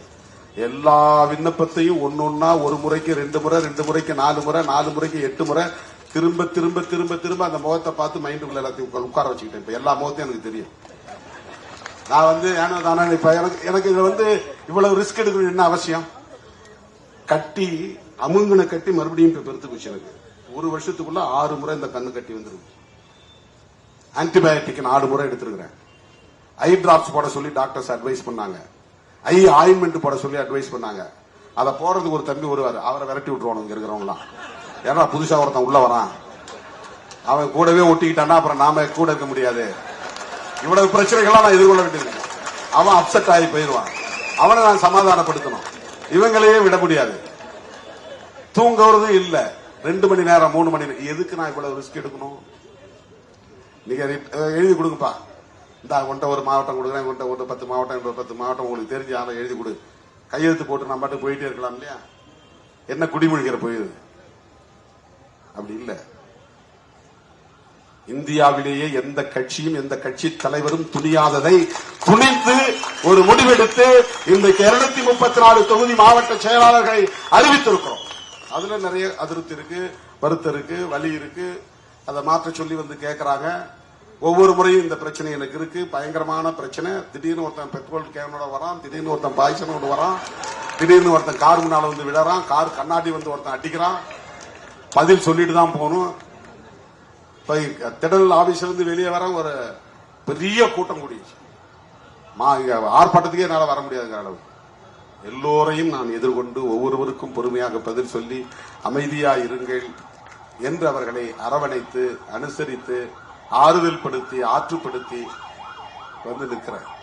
ஏனென்றால் எனக்கு குறுக்கு வழியில கணக்கு போட்டு 10-18 ஆக்குறதுங்கிற கணக்கெல்லாம் எனக்கு தெரியாது. நான் அப்படிப்பட்ட அரசியல் பண்ணல. இங்க போலாமா அங்க போலாமான்னு சூறா காட்டி கடைசி நேரத்தில் பேரம் படிஞ்ச பிறகு அறிவிப்பு செய்யறது கிடையாது. நீ வேண்டாம் இன்ட்டு போட்டாச்சு, நீ வேண்டாம் இன்ட்டு போட்டாச்சு. இங்க கதவை சாத்துற, இங்க கதவை சாத்துற. புதுசா கட்சி தொடங்கி இருக்கிறாங்க, ஒரே ஜோரா இருக்கு. அவங்க பின்னால எதிர்காலம் அவங்களுக்கு தான் இருக்கு. அவங்க அரசியல் நாம பேசுற அரசியலுக்கு முரணா இருக்கு. அவங்க நோக்கம் நம்முடைய இலக்குக்கு எதிராக இருக்கு. சாத்து கதவை, வேண்டாம் வேண்டாம், திறந்தே வைக்க வேண்டாம். புதுசா திறந்த கடை கதவையே சாத்தியாச்சு. இதெல்லாம் முட்டாள்தனமா செய்யல, ஒரு நிலைப்பாட்டில் உறுதியாக இருந்து செய்கிறோம். இதனால் ஏற்படுகிற தேர்தல் பாதிப்புகள் நட்டங்களை நாங்கள் எதிர்கொள்வோம். அது எனக்கு பிரச்சனை கிடையாது.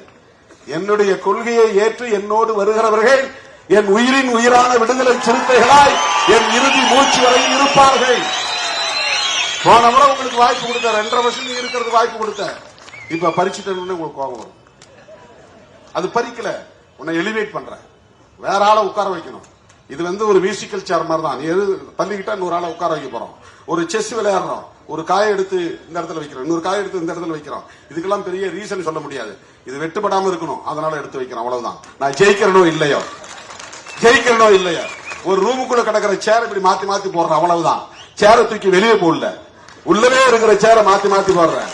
கிழக்கமா பார்த்து உட்கார்ந்து அப்புறம் வடக்கமா பார்த்து உட்கார்றேன். பெட்டை மாத்தி போடுறேன். இப்படி படுத்தா வடக்க தலை வச்சு படுக்க, இந்த பக்கம் தெற்க தலை வச்சு படுக்கலாம். அப்படி சீட்டை மாத்தி போடுறேன், பெட்டை மாத்தி போடுறேன். அதுதான் ரீஅலைன்மெண்ட். மாத்திக்கிட்டே இருக்கிறவங்கள, அவ்வளவுதான். நேற்று மாவட்டத்தில் இருந்து நீங்க கீழே மாநிலத்துக்கு போ, துணைநிலை அமைப்புகளுக்கு போ, பேரண்ட் பாடிக்கு வா, எல்லா இடத்துலயும் போய் கத்துக்க. அரசியல்னா என்னன்னு புரிஞ்சுக்க, மக்கள்கிட்ட போ, மக்கள்கிட்ட கற்றுக்கொள். உனக்கு அதிகாரம்னாலே என்னன்னு தெரியாது. என்ன கை கட்டி நின்று பழக்கப்பட்டவர்கள். எந்த கட்சியில் நீ ஒன்றிய செயலாளர் ஆக முடியுது சொல்லுங்க? தமிழ்நாட்டில் தோன்றிய கட்சிகள் எல்லாம் 70-75 ஆண்டு கால வரலாறு உள்ளது. அந்த கட்சியிலே உன் தாத்தாவோ உன் பாட்டனோ ஒரு ஒன்றிய செயலாளராக முடியுதா?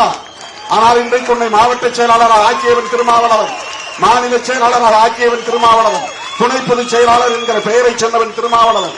நீ இன்னொரு கட்சியில போய் சேர்ந்து அங்க இருக்கிறவனோட போராடி நீ வெள்ள மேடையில ஏறி ஒரு ஒன்றியமாயி மாவட்டமாயி அதன் பிறகு நீ ஒரு சீட்டுக்கு காம்படிட் பண்ணி உன் கையில 2 கோடி 10 கோடி பணம் இருக்குன்னு காட்டி சீட்டை வாங்கி நீ எம்எல்ஏ ஆகணும். இங்க திருமாவளவன் ஈஸியா உன்னை எம்எல்ஏ ஆக்குறான். 6 பேருக்கு உனக்கு வாய்ப்பை கொடுக்கறான். இந்த வாய்ப்பை நீ வேற இடத்துல போய் பெற முடியுமா? இந்த நிலையை அடைவதற்கு இந்த 25 ஆண்டு காலம் எவ்வளவு வலிகளை சுமந்திருக்க முடியும்? எத்தனை இரவுகளில் தூக்கம் இல்லாமல் கழித்திருக்க முடியும்? ஏடோ தானோ என்று புழுக்களை வந்தில்லை. வாக்கு வங்கியை நிரூபிக்காமல் ஒரு கட்சி அங்கீகாரம் பெற்றது என்று சொன்னால் அந்த பெருமைக்குரிய கட்சி இந்தியாவிலேயே விடுதலை சிறுத்தைகள் கட்சி தான். தமிழ்நாட்டில் இருக்கிற பல கட்சிகள் தனியா நின்று எனக்கு இவ்வளவு சக்தி இருக்குன்னு காட்டிட்டு தான் கூட்டணிக்கு வந்தாங்க. ராமதாஸ் 10 வருஷம் கட்சியை நடத்தி 4 எம்எல்ஏ வந்த பிறகுதான் அதிமுக கூட்டணிக்கு போனார். 8% ஓட்டை காட்டினார். வைகோ தனியா நின்று 8% ஓட்டை காட்டி அப்புறம் தான் அதிமுக கூட்டணிக்கு போனார். விஜயகாந்த் தனியா நின்று 8% ஓட்டை காட்டி அப்புறம் தான் அதிமுக கூட்டணி. அதிமுக தான் ஃபர்ஸ்ட் என்ட்ரன்ஸ் கொடுக்குது, என்ட்ரி. இந்த கட்சிகளுக்கு எல்லாம் முதல்ல திமுக முதல்ல கொடுக்கறது இல்ல, அதிமுக தான். ராமதாஸுக்கு முதல் வாய்ப்பு கொடுத்தது அதிமுக, வைகோவுக்கு முதல்ல கூட்டணியில் சேர்த்துக்கிட்டது அதிமுக, விஜயகாந்த முதல்ல கூட்டணி சேர்த்துக்கிட்டது அதிமுக. இன்னைக்கு நம்முடைய இளவல் சீமான் 8% காட்டியிருக்கிறாரு. இந்த மாதிரி தனியா நிற்காமல் 8% ஓட்டை காட்டாமல் தமிழ்நாட்டில் பேரம் பேசக்கூடிய வலிமை திருமாவளவனுக்கு மட்டும்தான் உண்டு. வாக்கு வங்கியை உறுதிப்படுத்தாமல் ஒரு கட்சியை மாநில கட்சி என்கிற அங்கீகாரத்தை பெற வைத்தது யார்? எல்லாம் சாதாரணமா வந்து விட்டது கிடையாது. ஏதோ புழுக்குள்ள வந்துல்ல. இவனை சேர்த்துக்கிட்டா அம்பேத்கர் படத்தை போட்டுக்கலாம், இந்த மக்கள் ஓட்ட வாங்கிக்கலாம் கணக்கு போட்டு கொடுக்க மாட்டான் யாரும். அம்பேத்கர் போட்டுக்கிறது வாப்பா என்ன உட்காரு, டீ சாப்பிடு, காபி சாப்பிடு, உனக்கு தேர்தல் செலவுக்கு என்ன கொஞ்சம் காசு கொடுக்கறதான் கடந்த கால கலாச்சாரம். ஒரே ஒரு சீட்டு கொடுக்குறேன், என் சின்னத்திலே நில்லு, நான் சொல்றபடியே கேளு, நான் சொல்றது மட்டும் பேசு அப்படிங்கறதான் கடந்த கால அரசியல் கலாச்சாரம். அதை முதலில் முறியடித்தது விடுதலை சிறுத்தைகள் கட்சி. புதிய வரலாறு படைத்தது விடுதலை சிறுத்தைகள் கட்சி. தோழர்களே, கிறிஸ்தவர்கள் மீதான இந்த வன்முறை வெறியாட்டம் என்பது சயின்டிபிக்கலி டிசைன்ட் ஒர்க் புரோகிராம். இது அறிவியல் பூர்வமாக திட்டமிடப்பட்ட ஒரு வேலை திட்டம். இது தொடரும். இது ஸ்ட்ரக்சரல் வயலன்ஸ், இதுக்கு பேரு ஸ்ட்ரக்சரல் டெரரிசம், இதுக்கு பேரு. கட்டமைப்பு ரீதியான தாக்குதல்களை நடத்துவது, பயங்கரவாதத்தை கட்டமைத்து விடுவது. இப்ப ரோட்டில் நிக்கிறோம், திடீர்னு சண்டை வருது, டக்குன்னு போய் அடிக்கிறான், ஒரு ஊரா கொளுத்துறான், ஒரு தேவாலயத்தில் புகுந்து ஒரு வன்முறை செய்யறான்னா அது இன்சிடென்ட்.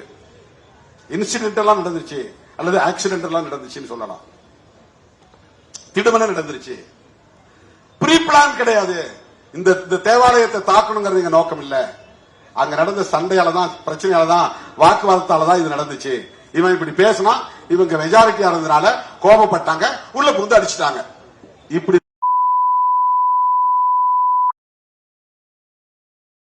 தூண்டி விடுவது. அதனால் பெரும்பான்மையா இருக்கிறவங்க டாமினேட் பண்ணிடுவாங்க, வன்முறை வெடித்திரும், பெரிய சேதம் ஏற்படும். ஆனால் கிறிஸ்தவர்கள் மீது நடத்தப்படுகிற தாக்குதலும் இஸ்லாமியர்கள் மீது நடத்தப்படுகிற தாக்குதலும் காலம் காலமாக தலித்துகள் மீதும் பழங்குடி மக்கள் மீதும் நடத்தப்படுகிற தாக்குதலும் ஏற்கனவே திட்டமிடப்பட்டவை. தலித்துகள் பழங்குடி மக்கள் மீது நடத்தப்படுகிற தாக்குதல் வேறு வடிவம் கொண்டது. அது ரொம்ப காலமா மனுஸ்மிருதியின் மூலமா இங்கே எஸ்டாப்ளிஷ் பண்ணப்பட்டது, நிலைநிறுத்தப்பட்டது, கட்டமைக்கப்பட்டது. ஆனால் இன்றைக்கு திடுமனைந்த வண்டின் மைந்தர்களாக இருக்கிற இஸ்லாமியர்கள் மீதும் கிறிஸ்தவர்கள் மீதும் தாக்குதல் நடத்துறாங்க. என்னன்னா அங்க பிஜேபி ஆளக்கூடிய இடங்கள்லாம் ஆன்டி கன்வென்ஷன் லா கொண்டு வந்துட்டான். தமிழ்நாட்டில் வந்து முதல்ல எதிர்ப்பு குரல் கொடுத்தது விடுதலை சிறுத்தைகள் கட்சி. மதமாற்ற தடை சட்டத்தை எதிர்த்துதான் நான் தமிழ் பெயர் சூட்டுகிற நடவடிக்கையை எடுத்தேன். இது பல பேருக்கு தெரியாது. தமிழ் மேல கொண்ட பற்றுதலால் இதை செய்தேங்கிற மாதிரி நினைப்பாங்க. இந்த மொழி உணர்வு, மொழி பற்று, அந்த அடிப்படையில் திருமாவளவன் தன் தந்தைக்கு ராமசாமி என்பதை மாற்றி தொல்காப்பியன் என்று பெயர் சூட்டிக் கொண்டார், பெயர் சூட்டிவிட்டார் அப்படின்னு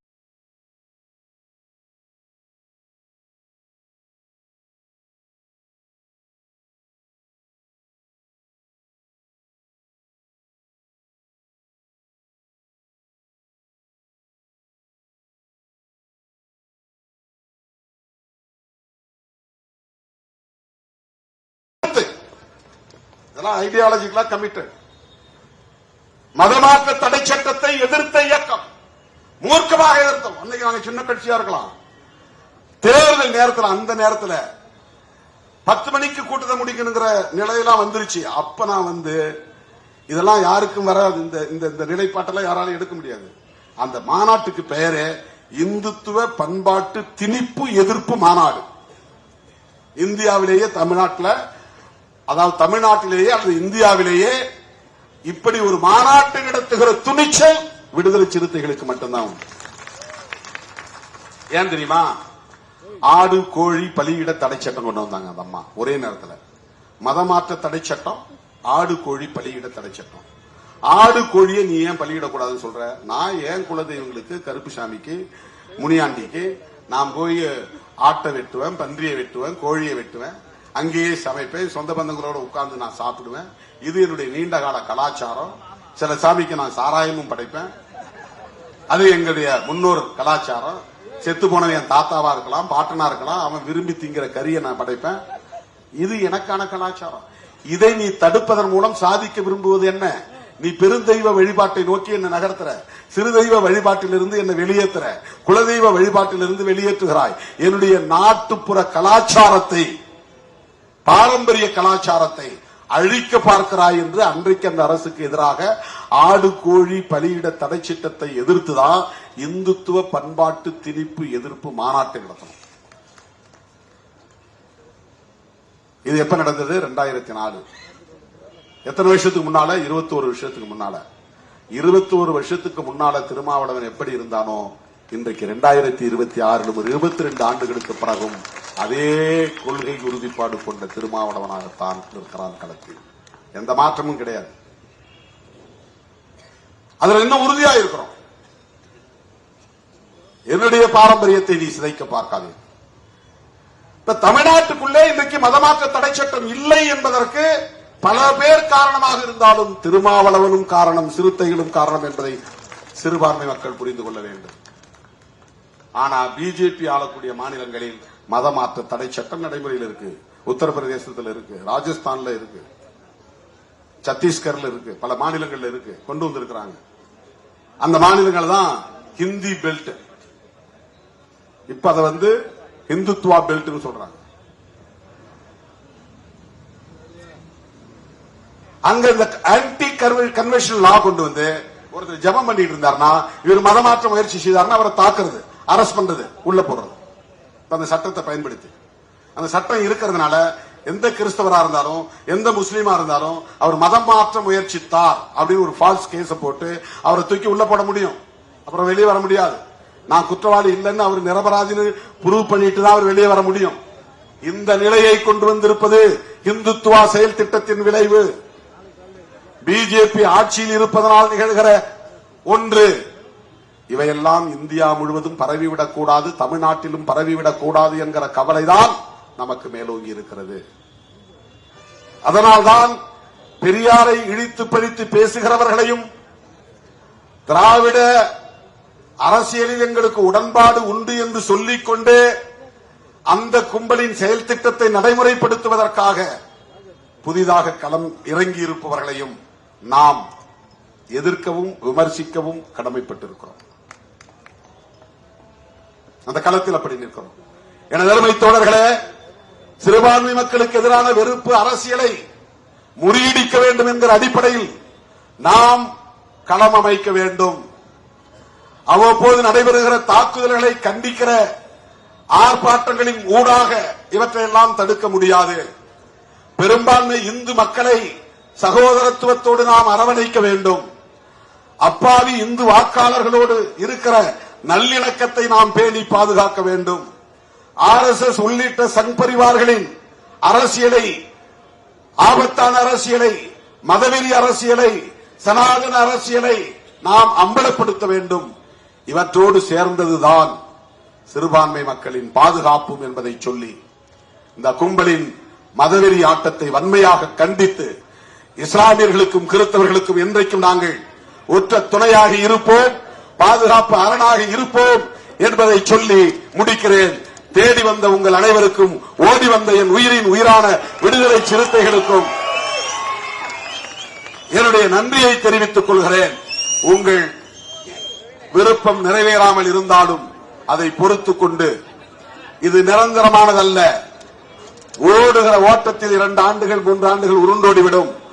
6 மாதத்தில் 94 மாவட்டங்களுக்கு தேர்தல் நடக்கப் போகிறது. இனிமேல் நீங்கள் விரும்புகிறவர்கள் தான் மாவட்ட செயலாளர்கள். வேறு யார் விரும்புகிறவர்களும் மாவட்ட செயலாளராக வர முடியாது. நீங்கள் ஓட்டு போட்டுத்தான் மாவட்ட செயலாளர்களை தேர்ந்தெடுக்க போகிறோம் என்பதை அறிவிப்பாக செய்து இந்த களத்தில் பணியாற்றிய சைதை ஜேக்கப், தா இளையா, படி என்கிற கரிகால் வளவன், பா வேலுமணி, சேத்துப்பட்டு இளங்கோ, தேவ ஞான முதல்வன், து அப்பூன், சி சவுந்தர், நா உஷாராணி, சா இளங்கோவன் ஆகிய மாவட்ட செயலாளர்களுக்கும் என்னுடைய நன்றியை தெரிவித்து முடிக்கிறேன். நன்றி, வணக்கம்.